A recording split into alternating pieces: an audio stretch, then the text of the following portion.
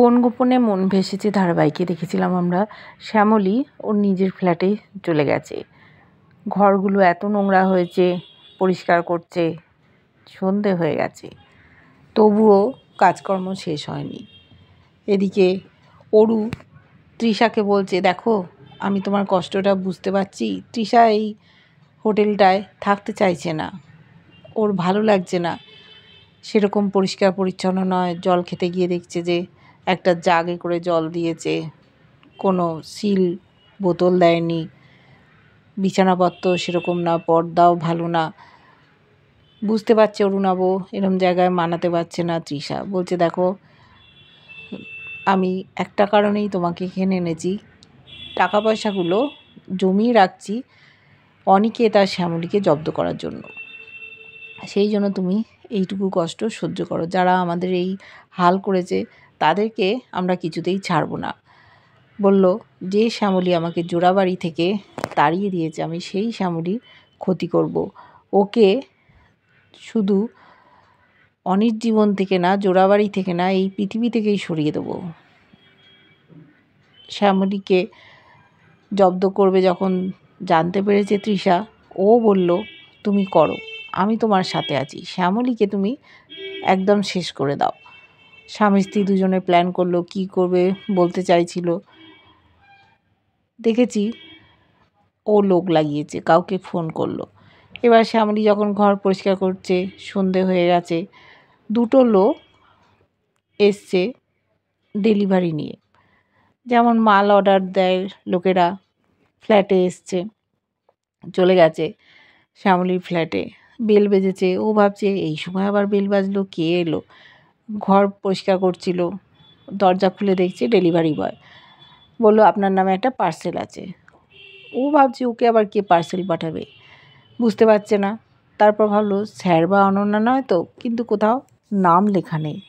ওর তখন মনে পড়েছে, আরে অফিসেও তো এরকম পার্সেল এসেছিলো, কারুর নাম লেখা ছিল না। ও ঘুরে দাঁড়িয়ে বলতে যাচ্ছিল, আচ্ছা কে দিয়েছে। যেই বলতে যাবে, দুটো লোক এসে ওর মুখে স্প্রে করে দিয়েছে। স্প্রে করতেই ও অজ্ঞান হয়ে গেছে, অজ্ঞান হয়ে ওখানেই পড়ে গেছে। লোক দুটোর কাঁধে ব্যাগ ছিল, একজনের কাছে বিশাল ব্যাগ ছিল ফোল্ডিং। সেই ব্যাগটা খুলে শ্যামলীকে ওই ব্যাগের মধ্যে ভরে নিল।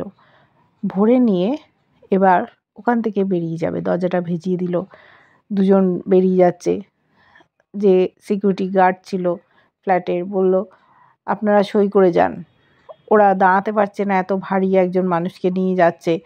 বললো, তাড়াতাড়ি সইটা করে দে, এখানে আবার সিসি ক্যামেরাও আছে। বলছে, কিছু হবে না তো? বলছে, না না, না হলে তো ওরা ছাড়বে না।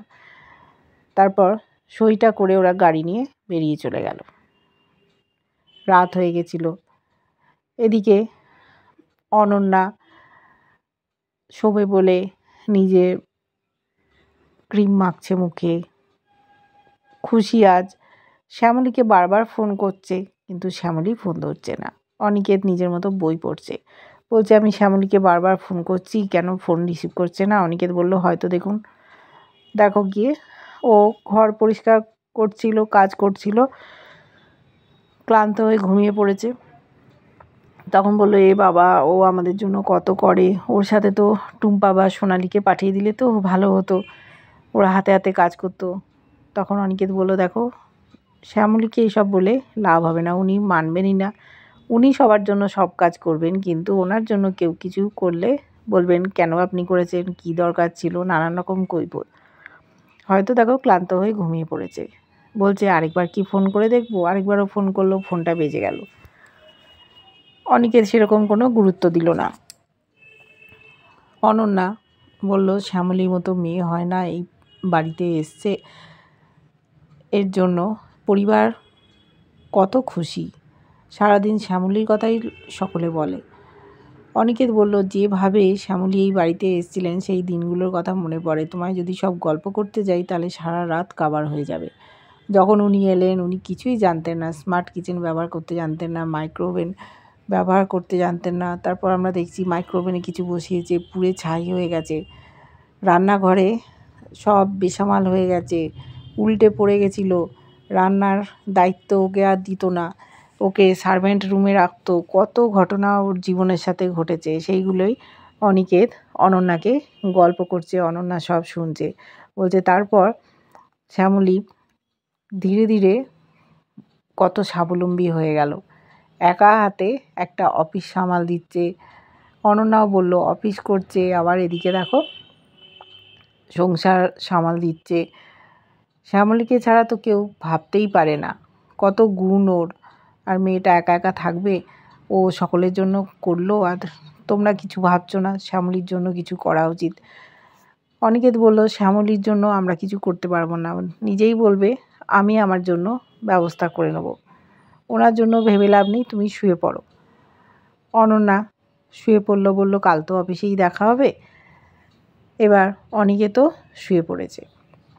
তারপরে দেখছে কিছু কুকুর খুব চিৎকার করছে। অনিকেত ভাবছে হঠাৎ এত কুকুর চেঁচাচ্ছে কেন, কী ব্যাপার? রোজই কুকুর চিৎকার করে রাতের বেলা, কিন্তু আজ যেন অস্বাভাবিক লাগছে। অনন্যাকে বলল কী ব্যাপার বলো তো, এত কুকুর চিৎকার করছে, কেমন যেন একটা লাগছে। অনন্যা বোঝালো দেখো রোজই তো এরকম ডাকে। বললো না, আজকে যেন অন্যরকম লাগছে, কি জানি। এখন তো পাশের ফ্ল্যাটে দেখেছি চোর ছ্যাচরও আসে, ইট বালি সিমেন্ট সব চুরি করে নিয়ে যায়। আমি আবার দরজার যে লকটা আছে কিটা খারাপ হয়ে গেছে, একবার গিয়ে বরং দেখে আসি, চেক করে হয়নি। অনন্যা বললো তুমি এই রাতে একা বাইরে যাবে, কি দরকার? বললো আমি মন্দারকে ডেকে নিচ্ছি। বললো তুমি শুয়ে পড়ো। অনন্যা শুয়ে পড়লো। চলে গেল অনিকেত মন্দারকে সাথে করে। রাস্তায় এদিক ওদিক তাকাচ্ছে, কোথাও কিছু নেই। বলল কুকুরগুলো হঠাৎ কেন এত চিৎকার করছিল, নিশ্চয়ই কিছু একটা ব্যাপার।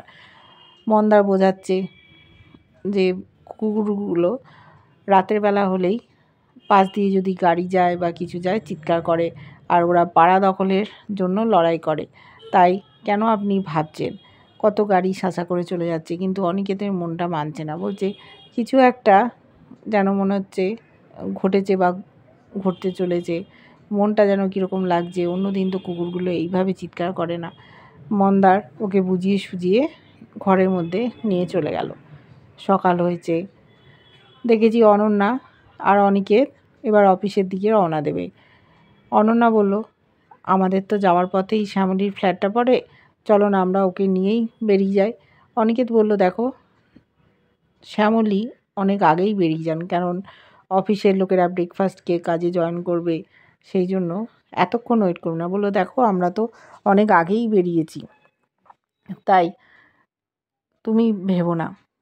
বললো তাহলে একবার ফোন করে দেখি। বলল ঠিক আছে তুমি একবার ফোন করো। ফোন করলো, ফোন বেজে গেল, ধরলো না।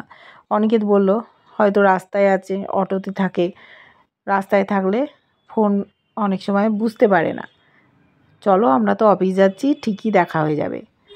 অফিসে পৌঁছে গেল, সেখানে মন্দারের সাথে দেখা হয়েছে। মন্দারকে জিজ্ঞেস করলো শ্যামলী এসে গেছে? বললো না, আমি তো অনেক আগেই এসেছি, শ্যামলী তো এখানে আসেনি, লেট করেছে, প্রথম দিনই ফ্ল্যাটে গেছে, হয়তো ঘুমোচ্ছে। কিন্তু অনিকেতের মন মানছে না, বলছে না শ্যামলী তো এরকম করার মেয়ে নয়। ওকে আবার ফোন করা হলো, ফোন ধরলো না। তখন অনন্যা বললো চলো আমরা ওর ফ্ল্যাটে একবার যাই, খোঁজ নিয়ে আসি, দেখি তো কী হলো, শরীর টরীর খারাপ হয়নি তো? কাল থেকে ফোন করছি একবারও ধরছে না। মন্দার বলল তাহলে আমিও আপনাদের সাথে আসব, আমি দেখি ওদিকে কাজটা বুঝিয়ে দিয়ে আসছি, আর ব্রেকফাস্ট তো সকলের হয়েই গেছে। ওরা তিনজনে এবার শ্যামলীর ফ্ল্যাটে গেল। ফ্ল্যাটের দরজার কাছে গিয়ে বেল বাজাবে, তার আগেই দেখছে দরজাটা খোলা। বলছে কী ব্যাপার, দরজা খোলা? ঘরে ঢুকে অনন্যা দেখছে যে ঘর মোচার জিনিসপত্র, ঘর ঝাড় দেওয়ার ঝ্যাঁটা সমস্ত একদিকে পড়ে আছে। মাটিতে একটা পার্সেল কুড়িয়ে নিল মন্দার, ভাবছে বাবা ওকে কে পার্সেল পাঠালো।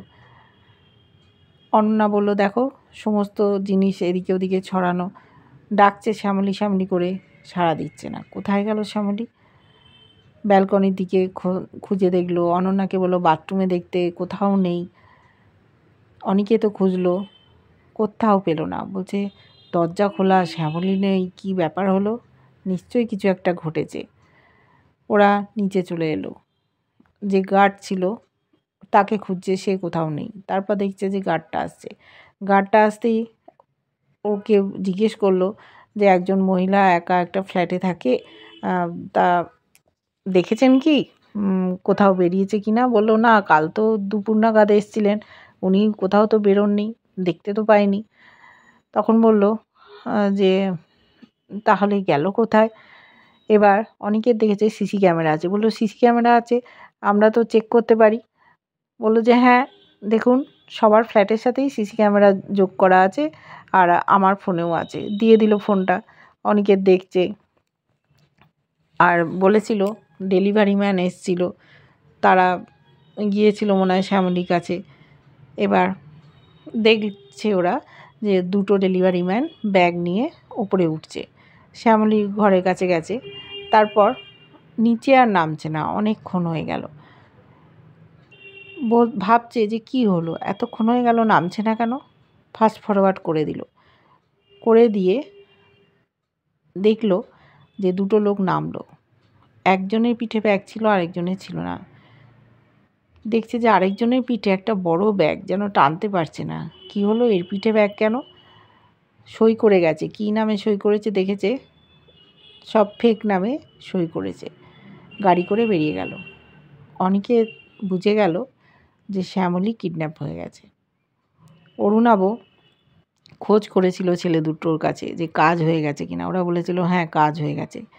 এইবার শ্যামলীকে তড়পে তড়পে মারবে, যেভাবে ওকে বার করে দিয়েছিল জোড়াবাড়ি থেকে, সকলের সামনে অসম্মানিত হতে হয়েছে, সেইভাবে শ্যামলীকে ও জব্দ করতে যায়, একেবারে মেরে ফেলবে চট করে, সে না। আর বলছে যে অনিকেতকে কী যেন বলে, স্যার বলে, আর ওকে কি বলে, ভগবান বলে। এইবার দেখি ওর ভগবান ওকে বাঁচাতে পারে কিনা, কি করে ও বাঁচে এবার দেখব। অরুণাব বহুবার শ্যামলীকে মারার চেষ্টা করেছিল। একবার আমরা দেখেছিলাম কবরের খুঁড়েছিল, কবরের মধ্যে নার্সিংহোম থেকে ওকে তুলে এনে ওকে পুঁতে দিতে চেয়েছিল, কিন্তু অনিকেতই ওকে বাঁচিয়ে দিয়েছিল। এবার কি করেছে সেটা আমরা এখনও দেখতে পাইনি, দেখতে থাকবো। কেমন লাগছে ধারাবাহিকটা জানিও, ভালো লাগলে লাইক কমেন্ট সাবস্ক্রাইব করো, যারা ফেসবুক পেজ থেকে দেখছো ফলো করে সাথে থেকো।